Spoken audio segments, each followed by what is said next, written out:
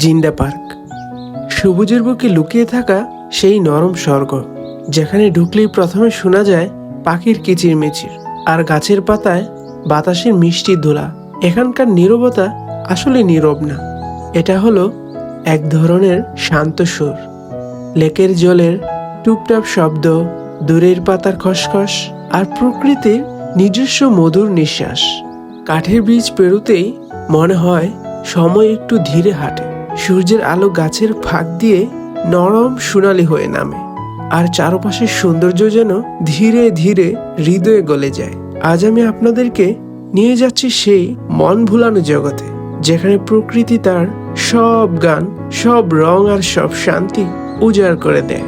জি হ্যাঁ, আজকে আমি আপনাদেরকে নিয়ে যাচ্ছি সেই মন ভুলানো জায়গায়, যার নাম জিন্দা পার্ক। আমার আজকের ভ্লগে আপনারা যা যা জানতে পারবেন, আমি কোথা থেকে এসেছি, কিভাবে এসেছি, কত টাকাই বা আমার লেগেছে, সেখানে কোথায় খাবেন, খাওয়া দাওয়া কেমন, আরো নানান যা যা আছে, এভরিথিং থাকবে এই ভ্লগে। সো যারা আসতে চান, ভ্লগটি ফুল দেখতে কোনোভাবে মিস করবেন না। আর হ্যাঁ, যারা আমার চ্যানেল এবং ভিডিও নতুন দেখছেন, চ্যানেলটি সাবস্ক্রাইব করে রাখার অনুরোধ রইল। সো আর দেরি না করে চলুন আমরা ফ্ল্যাশব্যাক থেকে ঘুরে আসি।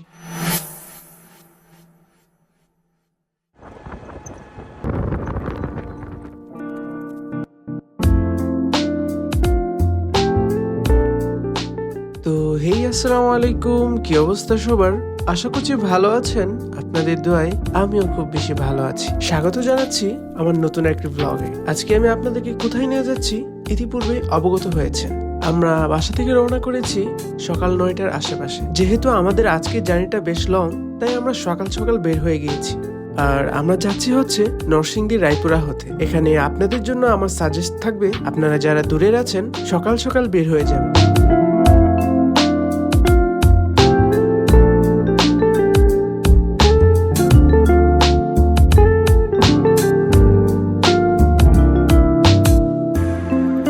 তো অবশেষে আমরা বাড়িতে এসে পৌঁছালাম, যেখানে আমাদের সময় লেগেছে প্রায় আধা ঘন্টার মতো।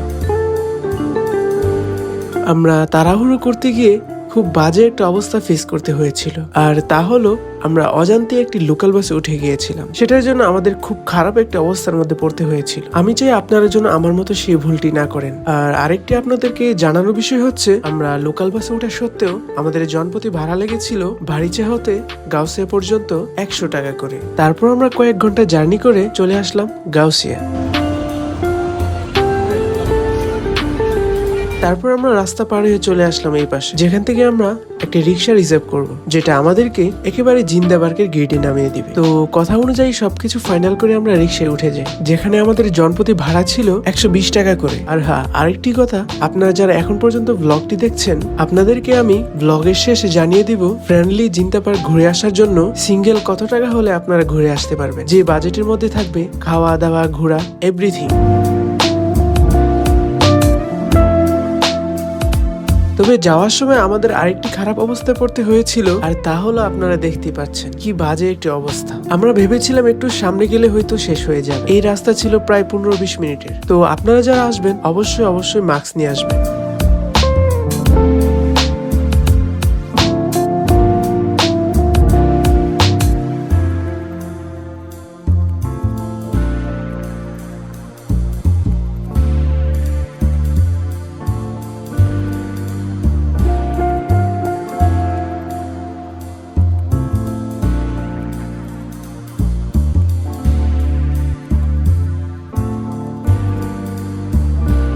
তো ফাইনালি আমরা চলে আসলাম জিন্দা পার্কের গেটে।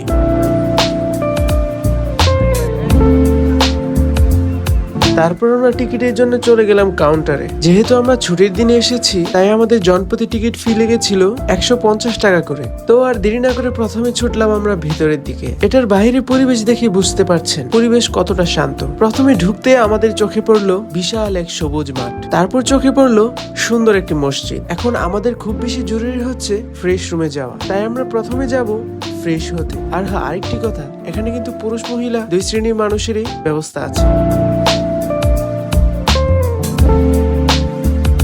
ফ্রেশ হয়ে খুব বেশি ভালো লাগছে, কারণ যে পরিমাণ ধুলাবালি আমরা খেয়েছি, ফ্রেশ হতে না পারলে হয়তো অসুস্থ হয়ে যেতাম। তারপর আমাদের চোখে পড়লো মসজিদ, যেটা খুবই সুন্দর এবং পরিবেশপূর্ণ।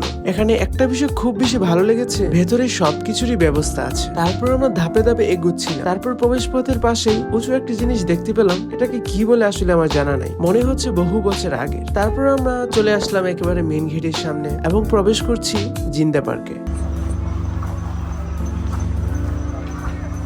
হারিয়ে যাচ্ছি গভীর অরণ্যে। তারপর ঢুকতেই পাশে দেখতে পেলাম জিন্দা পার্কের রেস্টুরেন্ট, তাই আমরা লাঞ্চ করার জন্য চলে গেলাম রেস্টুরেন্টে, যেটা দেখতে বেশ বড় সড়ো ছিল। তো চলুন ভেতরে যাওয়া যাক, লাঞ্চ করি এবং আপনাদেরকে জানাই এখানে খাবার কেমন কি।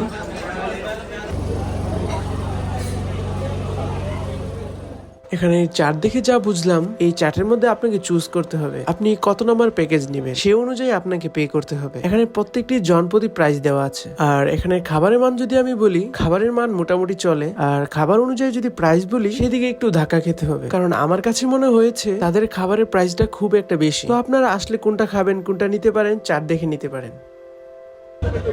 তারপর ফাইনালি আমাদের লাঞ্চ করা শেষ হয়ে গেল। এখন আমরা বের হচ্ছি পুরো এই পার্কটি ঘুরে দেখার জন্য। খুবই এক্সাইটেড আমরা। তো চলুন এখন আপনাদেরকেও সাথে করে নিয়ে যাই দেখতে। এইদিকে দেখেন কতটা সুন্দর, আসলে একদম মনের মতো একটা প্লেস।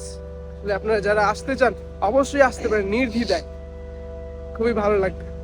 তো চলুন। তারপর খাওয়া দাওয়া শেষে আমরা চলে আসলাম ভেতরে। একেবারে ভিতরে ঢুকতে আমাদের চোখে পড়লো জিন্দা পার্কের আকর্ষণীয় লাইব্রেরিটি, যেটা ছিল চোখ ধাঁধানো সৌন্দর্য। যেটা সৌন্দর্য আমাকে বারবারই মুগ্ধ করছিল, যেন মনে হচ্ছিল সৌন্দর্যের বুকে হারিয়ে গিয়েছি। আর এটা এন্ট্রি টিকিট হচ্ছে 20 টাকা করে। অনেক তো হলো বোঝাপড়া, এবার চলুন আমরা এই জিন্দা পার্কের কিছু ইতিহাস জানি।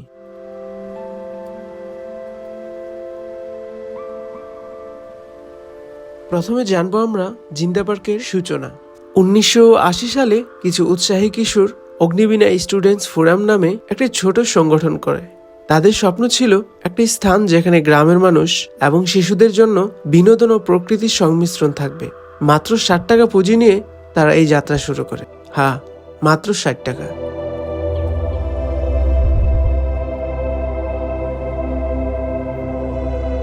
প্রতিষ্ঠা 1981 সালে তাদের উদ্যোগকে আরো শক্তিশালী করে অগ্রপথিক পল্লী সমিতি নামে একটি নতুন সংগঠন গড়ে ওঠে। তাদের সেই ছোট গ্রামটিকে ধীরে ধীরে একটি সুন্দর পার্কে রূপান্তরিত করে।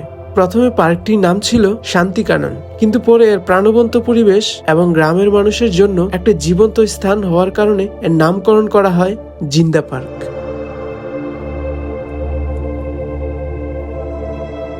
তো এই ছিল জিন্দা পার্কের খুঁটিনাটি ইতিহাস। তারপর আমরা একে একে দেখতে দেখতে চলে আসলাম জিন্দা পার্কের সেই মাটির ঘরে, যেটা দেখতে খুবই অসাধারণ।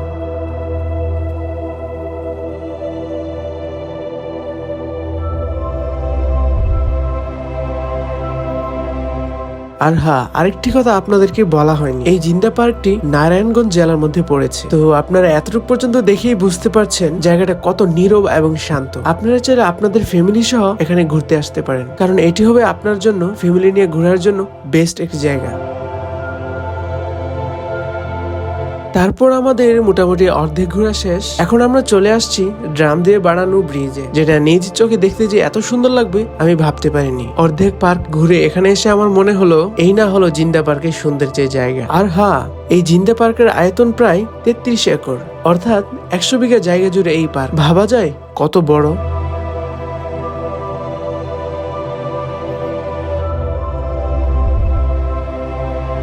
আমাদের আজকের জিন্দা পার্ক ঘোরা প্রায় শেষের দিকে। এই শেষ প্রান্তে এসে আমার খরচ এবং অভিজ্ঞতা নিয়ে যা বুঝেছি, একজন মানুষের এই জিন্দা পার্ক ঘুরতে কত টাকা লাগতে পারে। আমরা যেহেতু নরসিংদী থেকে নারায়ণগঞ্জ এসেছি, তাই আমাদের পথটাও অনেকটা দূর, এক জেলা থেকে আরেক জেলা। তাই সব মিলে আমার অভিজ্ঞতা যেটা বলে, একজন মানুষের 1500 টাকা হলে ইজিলি ঘুরে যেতে পারবে।